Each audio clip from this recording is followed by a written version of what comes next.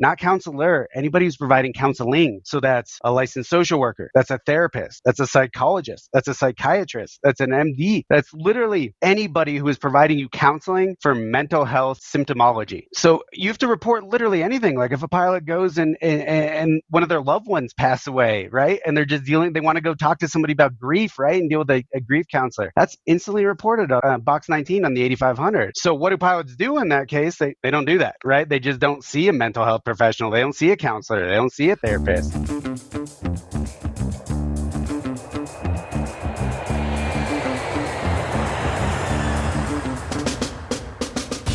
Welcome to Passive Income Pilots, where pilots upgrade their money.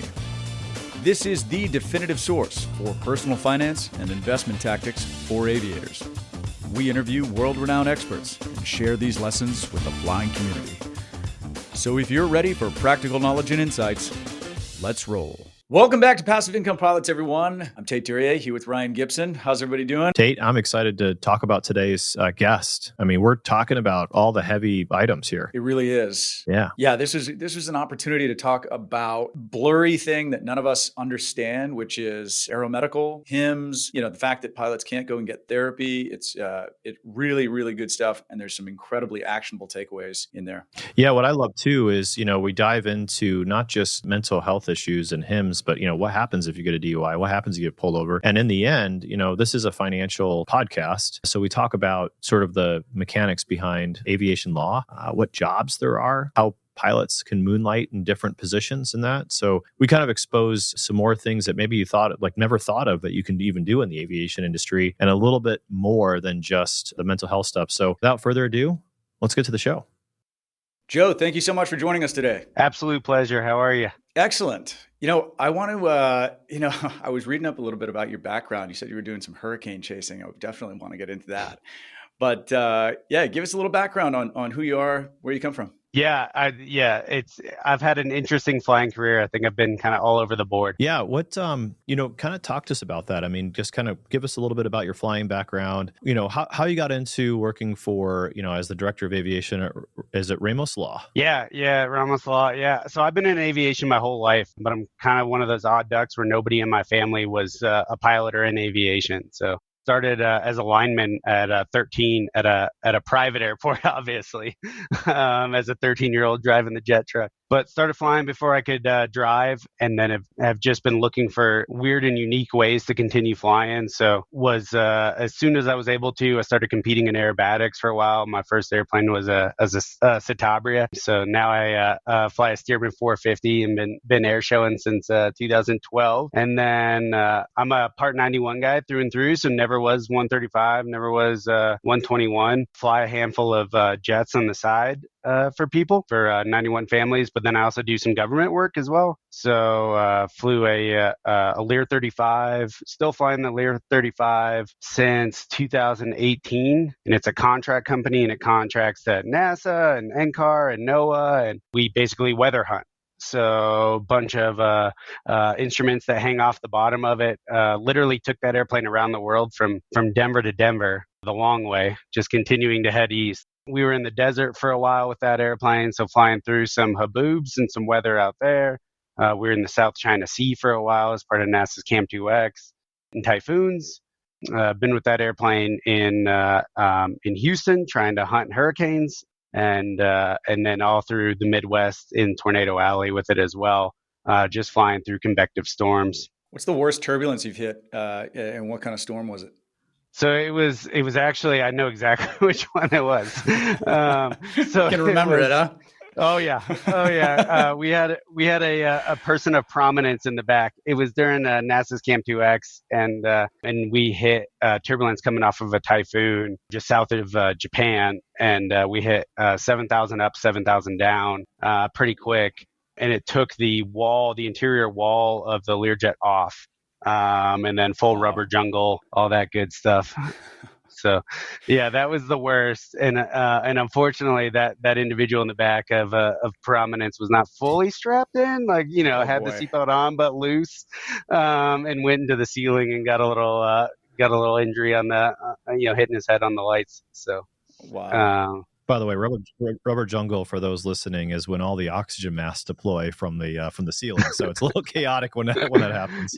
Okay, Joe. So every question that a pilot always get answered is: have you ever been afraid, or what your scary flight? Were you afraid during that time, or were you like, yeah, the plane can Yeah, handle it? I've been through so much stuff with that Lear. We've had it painted now twice.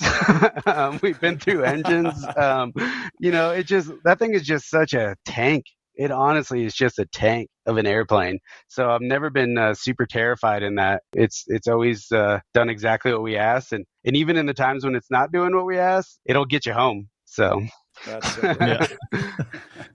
Well, I know you're also really involved in community service. You have that Memorial Scholarship Fund for the Colorado Soccer Association, which is very cool. Thanks for doing that. I'm sure the kids, love that. But some of the things that we want to get into on the show is just your experience in aviation law. Yeah, and we're actually going to change things up a little bit on today's show and go into pilot mental health issues, or the issues surrounding mental health, and some of the things in the industry. And we're going to get deep into that today. We're really going to kind of expose that. And I think that's why we're really excited to bring you on. But, we're also going to look at kind of your business and sort of how to make money in aviation law. And, because this is a financial podcast, but sure. We're going to mix a lot of things in here, cool weather flying stories. And that's super interesting with aviation law, with pilot mental health. We're going to bust everything open today. So Tate, you want to take us away on kind of the first question? Absolutely. Yeah. So Joe, can we kick things off by just giving us the context of how you got into law in the first place, why you chose the specific practice that you do, what called you to that, and give us some context on what that looks like. Yeah. So I owned a flight school for just under 5 years. And during that time, I saw students that lost medicals, that were unable to get medicals. We had an aircraft that had a mechanical that we ended up having to put in a field, and that ended up going to litigation. And there was just a lot. It turned out there was a lot of legal surrounding my life, and I was not in it. And I eventually got tired of paying attorneys. I got tired of dealing with the FAA directly without having the backing of being able to say I was an attorney. And at that time, my wife was already in law school. So I thought, you know what, I'm going to law school. So went and joined her in law school with the idea that I was just going to go into aviation, not really knowing what that meant at that time. I was thinking actually that I was going to do transactions. Went to school in Kansas, and I was going to try and do the law behind buying and selling jets. And then while I was clerking, we started getting a bunch of medical issues coming through at the firm that I was working for.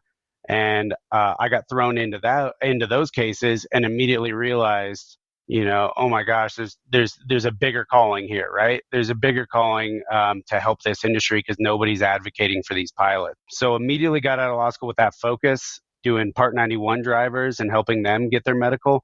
And then slowly but surely started doing 135 drivers, started doing 121 drivers. The union started calling, trying to represent pilots and make sure that their certificates were protected. So I kind of got forced into that industry just purely on necessity and need from the industry. And you work with HIMSS and cardiovascular issues, so there's a lot to dive into here. Ryan, I know you're dying to jump in. What do you got? Well, I just want to lay it out there. I mean, let's just talk about the 800-pound gorilla in the room, which is, pilot mental health.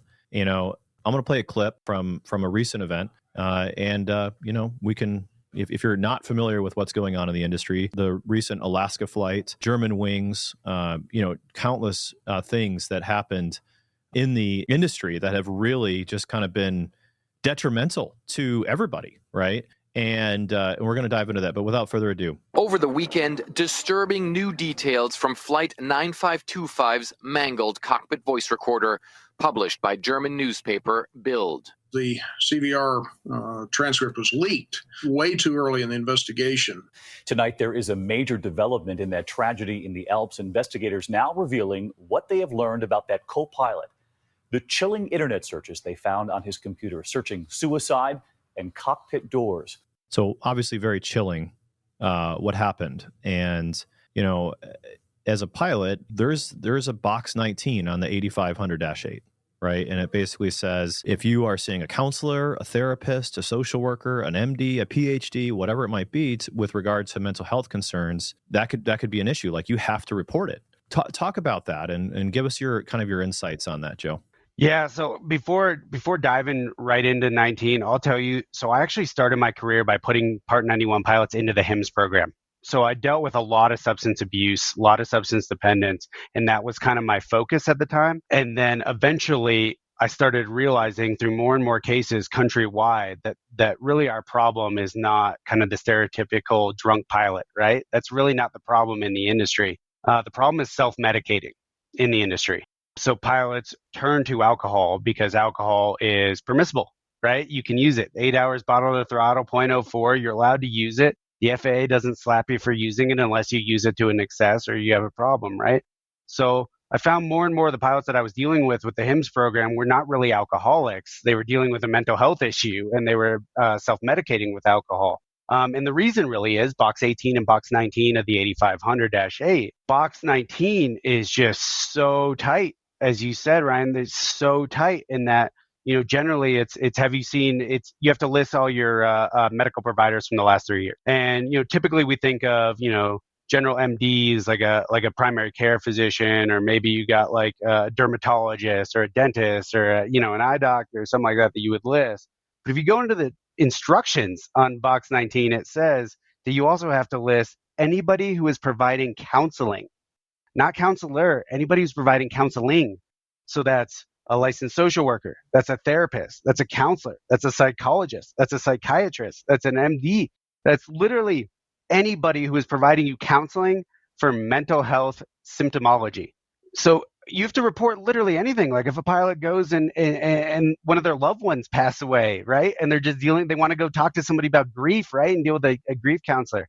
That's instantly reported on the box 19 on the 8500. So what do pilots do in that case? They don't do that, right? They just don't see a mental health professional. They don't see a counselor. They don't see a therapist. And they let those conditions, we know through the DSM and through the industry clinically, that those conditions compound, right? There's only so much a person can take, right? What starts out as grief could end up in major depressive disorder, right? A year down the road. And now all of a sudden we're facing, like what you just played, we're facing a Germanwings episode, right? It's been eye-opening over the latter part of the last decade, just kind of seeing that transition away from, really, really diving into the why. Why do pilots deal with mental health? How do they deal with mental health? How do they not deal with mental health and just choose to drink? It's been kind of a crazy past 10 years. And the thing is that I think people need to realize is like we are people before we're pilots.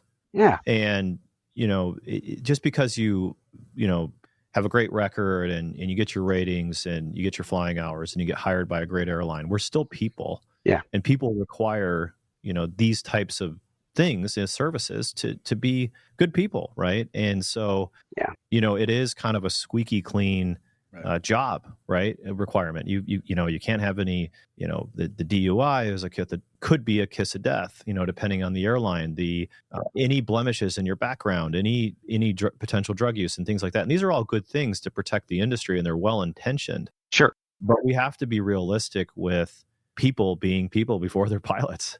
It's a huge thing. So go ahead, Tate. Well, Joe, we all kind of know that the FAA is 30, 40 years behind the industry. I was listening to a little bit of you talking about their antiquated cardiology system where somebody gets, and they want to look at it. They don't even have the expertise versus, cutting edge, medical centers know what they're doing. Yeah. I think this follows the same lines where the FAA is just behind the industry. Do you think there's any hope over the next decade of them sort of catching up, or do we need to talk about how to just skirt the issue and get around it? I have more hope now than I've ever had.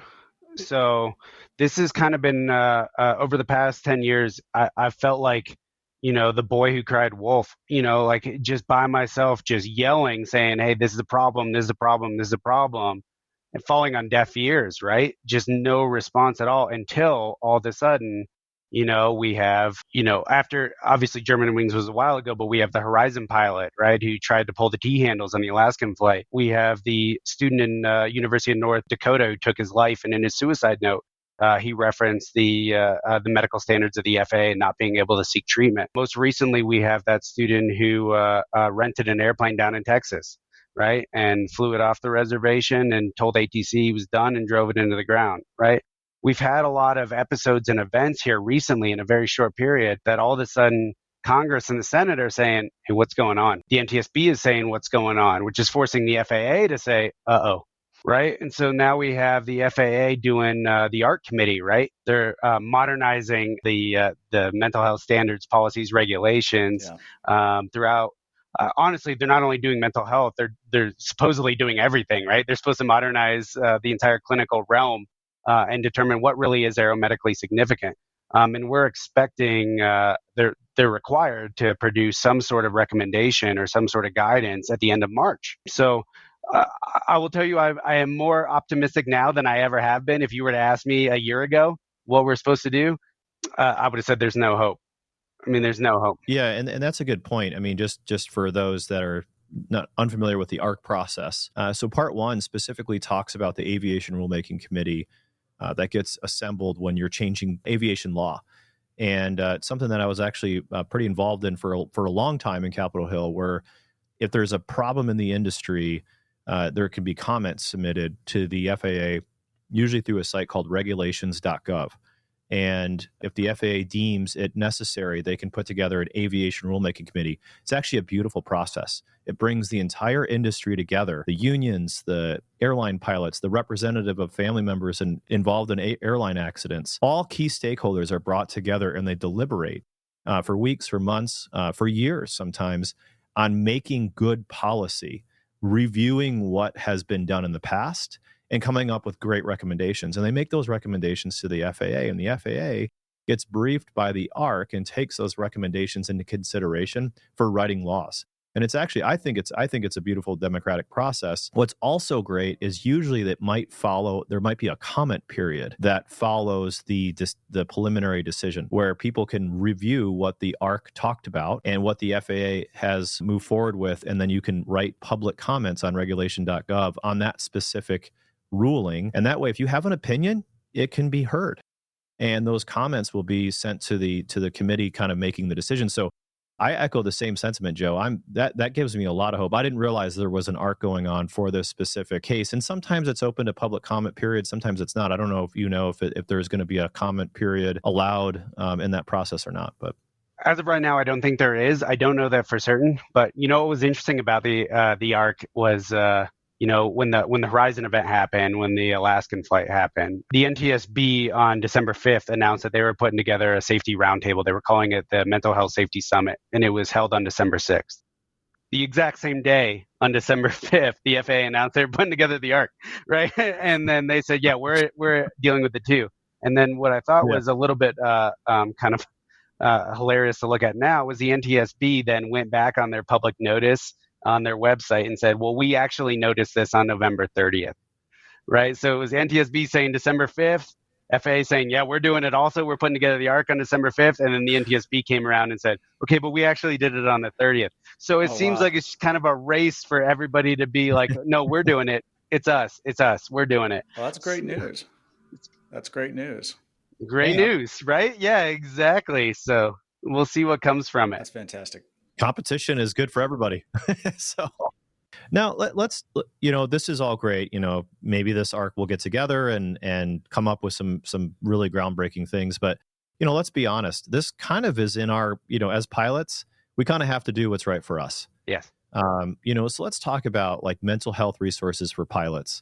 Particularly those in general aviation or, with limited financial resources, like a student pilot who's listening to this now, who's saying, hey, I really want to be a pilot, but I've got some things that I need to sort out. What kind of accessible mental health do they have, and kind of speak from a legal standpoint as well? So there's a lot of, if you reach out through the forums, everybody knows the forums here, there's a lot of groups that have formed that are just groups of pilots, kind of a lot along the lines of birds of a feather. With hymns that pilots are just talking about mental health issues together, right?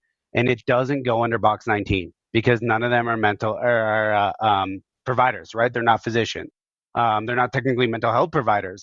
They're literally just a supportive group, kind of that brotherhood of pilots saying, let's talk about what's going on. And that has been honestly the biggest change that I have seen in the past couple of years. Because it definitely has, it's always had that that stigma of, look, we're not even going to talk about it amongst ourselves, right? We don't know if the FAA is listening, right?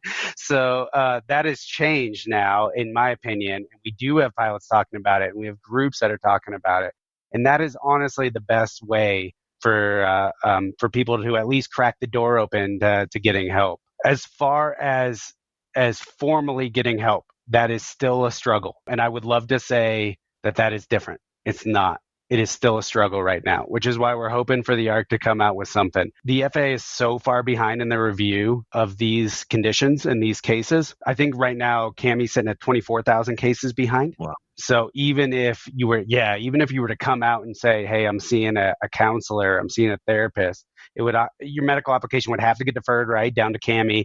Cammy would then throw it over to the FAST, to the Federal Air Surgeon's Office. And honestly, you probably wouldn't get a result or a response in like maybe 5 to 13 months. So I really wish it was better right now, but I'm very I'm happy to see that pilots are having open conversations amongst themselves and at least supporting each other pilot to pilot. You're sitting in that ARC, let's pretend you get invited to participate. You're at the round table. Uh-huh. What are you changing? What things are you going to do from your perspective? What outcomes are good outcomes? Yeah, so I got asked by a lot of people that are in the ARC.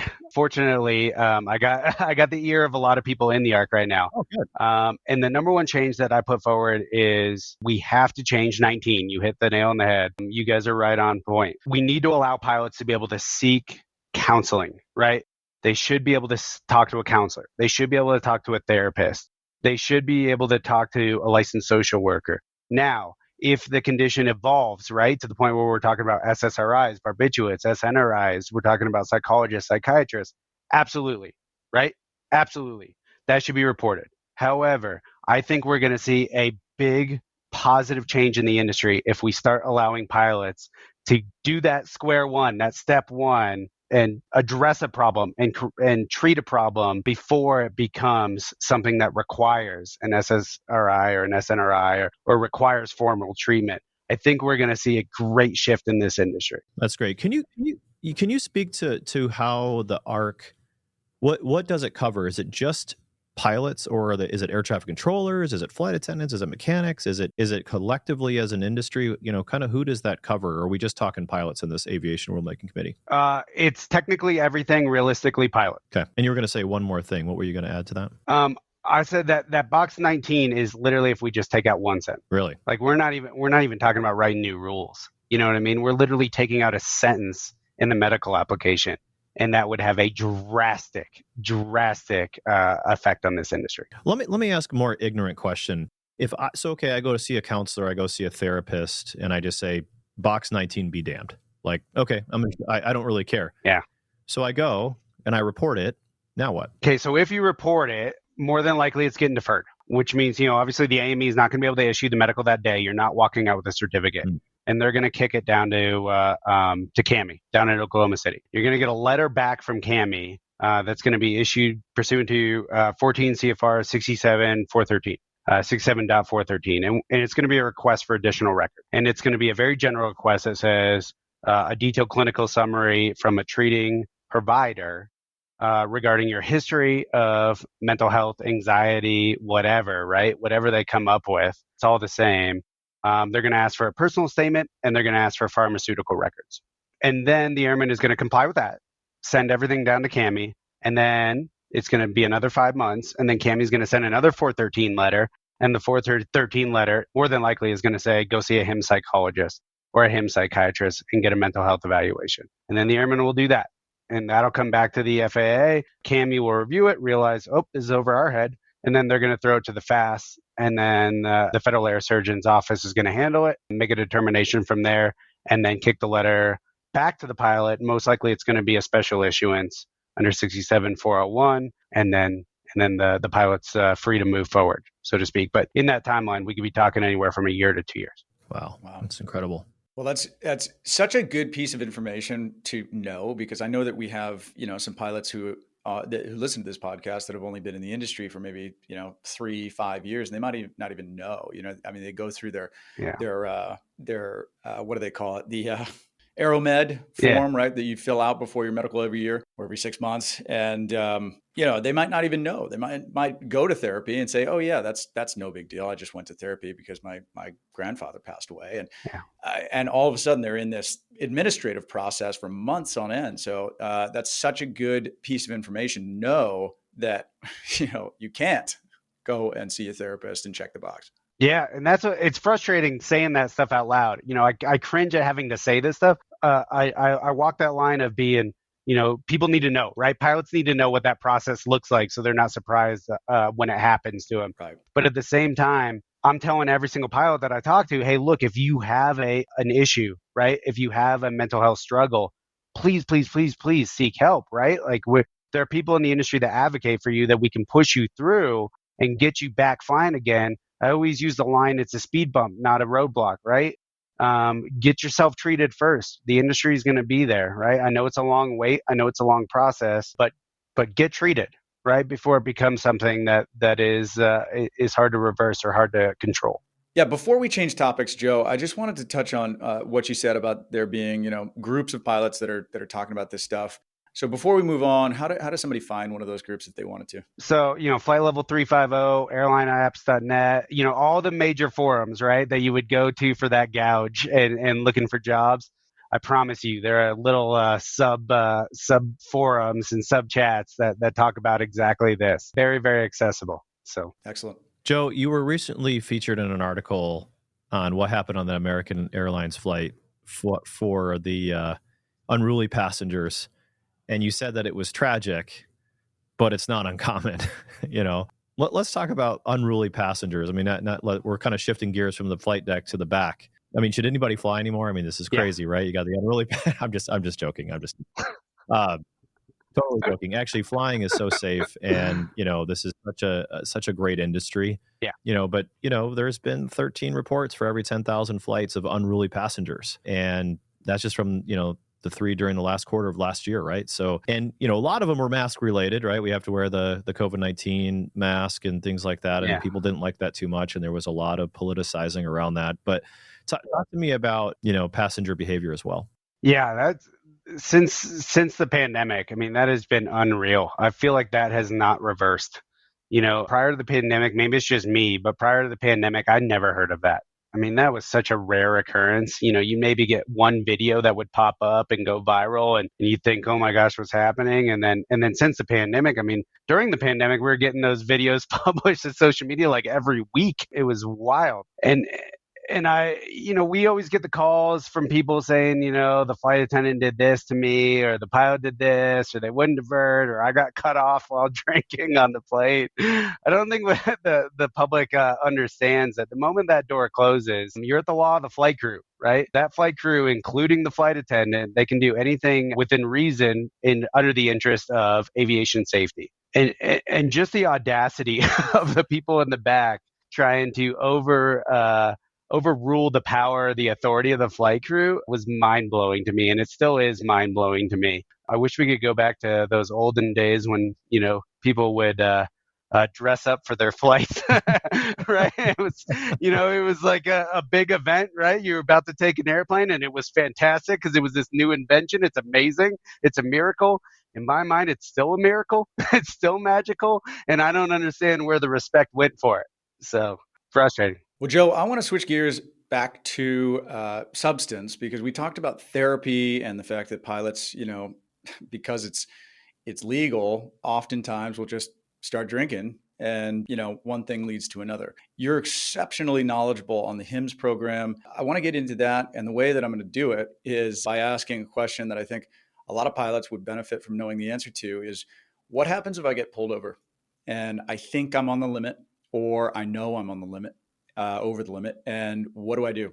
There's a lot of rumors that you should say, don't blow and have them take you to the station.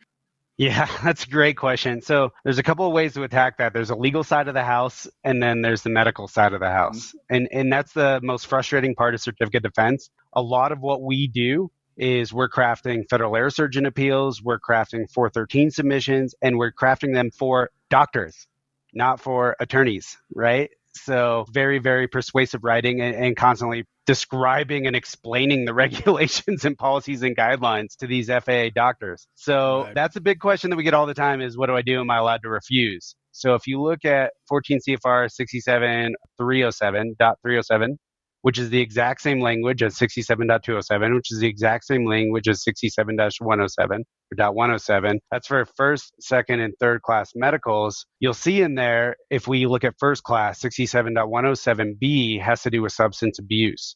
And substance abuse says that it is definable if you refuse a DOT test.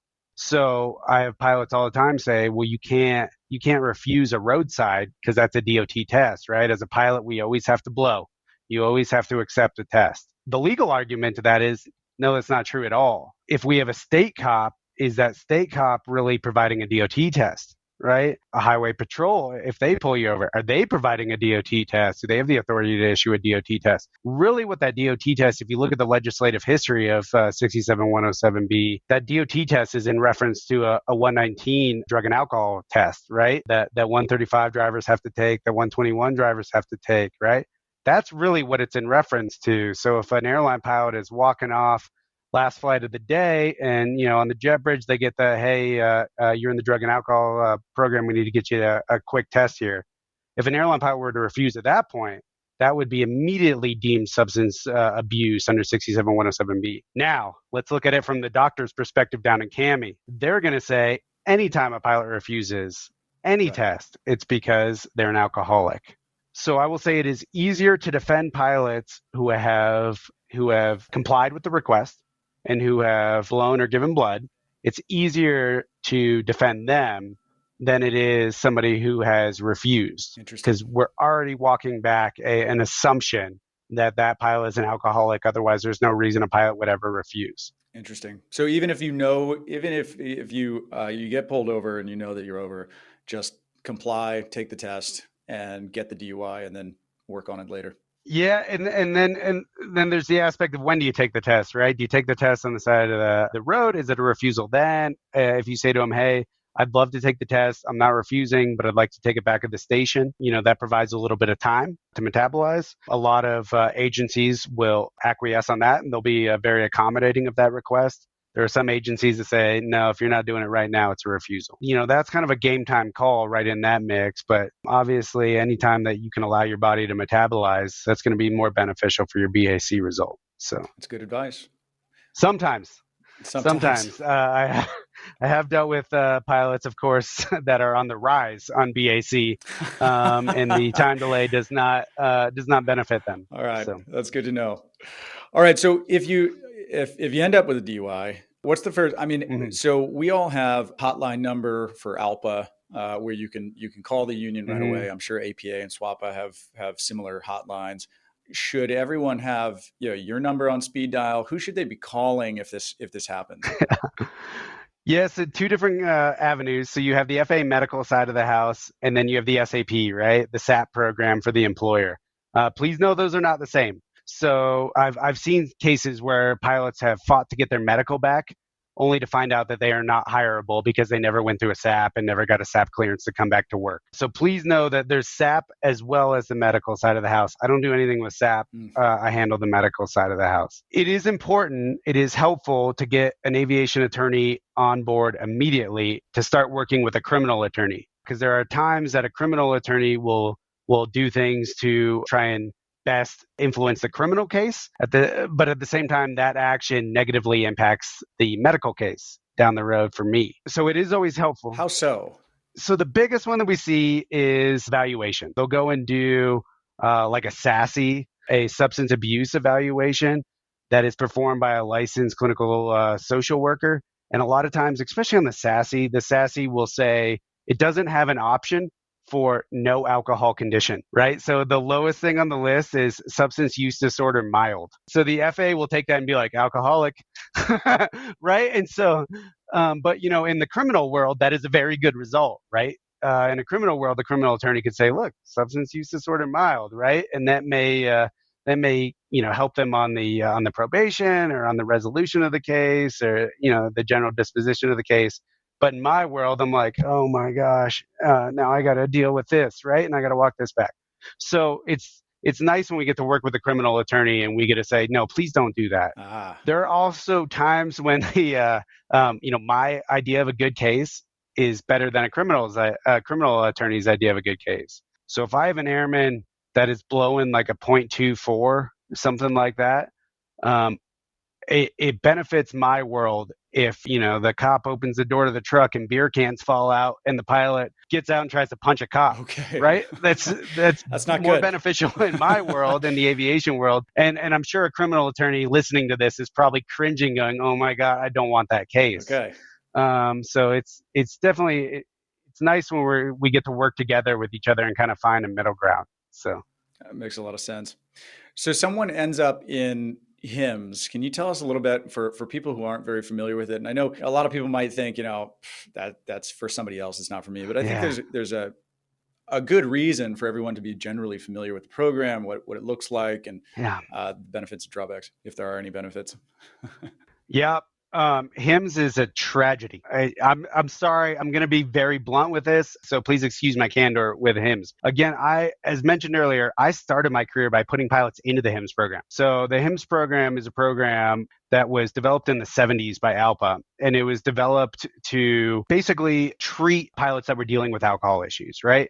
So back in those days, it was 30 days of rehab, 30 days of outpatient monitoring, and then 30 days of just kind of general follow-up, and then you were back in the cockpit in 90 days. Super successful program. It was only available to 121 drivers. So when I started my career representing 91 drivers, what I would do is I would basically make a HIMSS program for a general 91 driver who maybe had 2 DUIs, and I would tell the FAA, look, under 67401, under the special issuance, these are your criteria. I'm basically mimicking the 121 HIMSS program. Can you let this airman still fly, rather than just denying the medical and saying, nope, no such luck? And it was very successful back then. We got to pick our own doctors. We got to work a good program. It was very clinically and medically focused. Over the years, I have watched the deterioration of the program, and the program has deteriorated away from a clinically based program to one of control and compliance. It is now available to everybody. It's the gold standard, except the only people that get it paid for are 121 drivers. 91 and 135 drivers still have to pay for their own HIMSS program. They're expected to go through it, but they have to pay for it. Year number one is like anywhere from $35,000 to $60,000 out of pocket. The program it's very obtuse. It's very objective. There are set criteria, like, for example, an airline pilot, a 121 driver who gets 4 DUIs, and the last one, there's a loaded gun in the car, right? And catches a gun charge at it too. That pilot will get the exact same HIMSS program as somebody who's had a DUI 10 years ago. There is no subjectivity. There's no case-by-case evaluation. There's no clinical evaluation anymore. And that's very frustrating. That just got highlighted. I'm going to throw this out there so it just doesn't sound like I'm on an angry rampage. So this last year, 2023, was the 50th anniversary of the HIMSS program. And Congress said to the FAA, how's it going? We've been paying for this program for 50 years. Do you have any data? Do you have any reports, any studies to say that we've been paying for a good thing? It's been improving the industry. And the FAA said, no, we don't keep data. We don't keep any studies on it. And Congress said, well, you better find some, because when your reauthorization comes around, we're going to remember that you don't have any, and essentially stop funding the HIMSS program.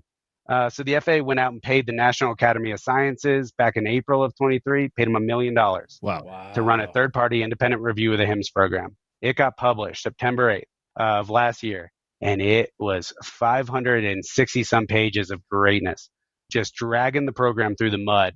Everything that I just said, no objective, everything was objective, no subjective review, no case-by-case evaluation, using antiquated medical standards, no real aeromedical input into the HIMSS program. And it is a program, that study, the NAS study, is publicly available. And the FAA is doing a great job of sweeping that thing under the rug, because not a lot of pilots know it exists. So definitely go Google that one. That's a good read. Very interesting. Well, and you specialize on getting people out of the HIMSS program, right? So how do you do that? And if someone's in the program and they want to try to get out, what chances do they have of potentially getting out of it? So back in the day, HIMSS was 30 days. Then HIMSS got pushed to 3 years. And then HIMSS got pushed to 5 years. So you would do 5 years of SI monitoring. I wish I was making this up, but April 1 of COVID, April Fool's Day 2020, the FAA published a policy that said HIMSS is now lifetime. Wow. And then very quickly after they published that, ALPA lost their mind. The FAA walked it back and did the step down plan, right? The step down program says that you have 7 years transitioning through different levels of the HIMSS program till eventually year 7, you're just saying a HIMSS AME and you're monitoring through. The step down plan has not gone well. It used to be up to CAMI. Dr. Dumsdorf was the one who would approve a step down. He got overwhelmed. There were way too many step down requests coming in. And he basically threw up his hands and said, we're not doing that anymore. And an AME can now do a step down without asking CAMI for approval. However, an AME cannot step down an airman early. An AME has to step down according to the step down plan, doing all the year segments all the way through 7 years. So right now, the only way to really press on the HIMSS program is by, federal air surgeon appeals, followed by a congressional inquiry, most likely through a senator. And then, of course, we have the nuclear option of suing the FAA under their policies being arbitrary and capricious, being objective, and not having any case-by-case evaluation to get an airman out of that program. Wow. Have you ever had success in suing the FAA? So the arbitrary and capricious program or a lawsuit is a little unfortunate in the fact that a success means it gets kicked back to the FAA.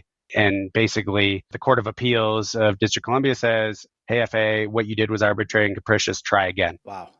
Okay. And then the FAA just gets to do it again. Interesting. So it's a very, very frustrating program. And I am very happy that on the reauthorization that went through the House, I think on September 21st of last year, now going to the Senate, there is a section in there that the FAA has to revisit and modernize the HIMSS program. Understood. Which would probably end up in an ARC, right? An aviation rulemaking committee potentially, if it gets through. Yeah. Yeah. It says that within 180 days of the reauthorization going through, that they have to set up an ARC and they have to revisit all the policies and guidelines concerning HIMSS. Well, it sounds like positive progress being made. Ryan, I know you're probably dying to jump in here, but staying on the thread of actionable advice for pilots, can we at least touch on, cardio issues or something like that, where if a pilot goes in for their medical and it gets denied, what do they do? What should they do? Can we touch on that? Yeah. So cardio issues are a pain. The FAA doesn't have a cardiologist in-house. So the FAA has to do what's called the cardiac panel. And they basically reach out to 2 doctors nationwide and say, hey, will you please review this stack of applications? It is important to, if you get deferred for cardio issues, it's important to reach out to anybody to advocate for you, because it's very easy to get in this back and forth with the FAA, where they're requesting, now they're requesting a Bruce protocol stress test. Now they're requesting a Holter 24-hour monitor. Now they're requesting an angio. Now they're requesting imagery from that angio. It's very easy to get 413 lettered to death. So it's very helpful right at the start to get somebody to advocate for you and say, hey, look, these are all the tests that you need to do. I'm so sorry that you need to do them, but these are all the tests you need to do so that you can go through that cardiac panel a little bit more smoothly. And what's frustrating is we've been finding nationwide that there's a lot of cardiologists that are like, I'm not going to do that order. I'm not putting in that order. Like, why would you have to do a nuclear stress test for that? So it's helpful to be in contact with cardiologists that are willing to write those tests, not because they're clinically or medically necessary, but because they're regulatorily or administratively necessary. So that process is frustrating. The fact that the FAA is not prepared to handle those cases and really has never been prepared to handle those cases. That's great. Ryan? I'm going to switch gears one more time real quick. Let's talk about those that are aspiring to get into aviation law. Talk about your business a little bit. Talk about how you make money, some of the ups and the downs that you have, let's talk about that side of things. Sure. So 3 big ways. Back when I went to law school, there was one law school in the country that provided any education surrounding aviation, and it was SMU. And SMU had a 1-semester course on aviation transactions. So nowadays, though, there are so many schools that focus on aviation, and the big one is space law now, right? There's a bunch of schools that have space law theory classes. That's blowing up. But practically right now, the moneymakers within the industry are, you're either doing transactions, you're doing certificate defense, or you're doing crash litigation. So here at Ramos, we have an entire certificate defense division, and we represent pilots from Puerto Rico to Alaska, having to do with medical issues and FAA enforcement issues. And then we also have a litigation team. And the litigation team focuses on crashes, and we do that all over the world. We have clients all over the world having to do with that type of space. At the moment, we don't do a lot in transactions. It's just, it's not the speed that I like, right? Going through just a big stack of paperwork and then drafting another big stack of paperwork. It's not super fun for me. But those are the two business focuses that we have within the Ramos Aviation division itself. So kind of two different pillars. That's interesting. And is there any opportunity for airline pilots to maybe get a side gig or do some consulting with you guys? That's something that I did for many, many years. Is I was an aviation consultant and kind of did some contract work that indirectly for the FAA. Talk to me about those opportunities. Yeah, 100%. So we do have law clerks, people that are in law school right now that are looking for real world experience within the industry. We certainly take law students, internships, externships, all that good stuff. Go figure, a lot of them are airline pilots. They're Part 121 pilots who are looking for that side hustle, right? That side gig. And a lot of them go to law school at night and then look to kind of get into this industry. We also have a lot of experts. A lot of what we do, especially in the crash litigation world, as we all know, the NTSB loves the phrase pilot air, right? Control flight into terrain. A lot of stuff surrounding just pure piloting, right? And so oftentimes we'll reach out to experts within the industry or those, that have that real world experience, maybe on that aircraft type or in that type of flying. And we'll do exactly what you're talking about. We'll hire them for consulting and guidance as we work through a case.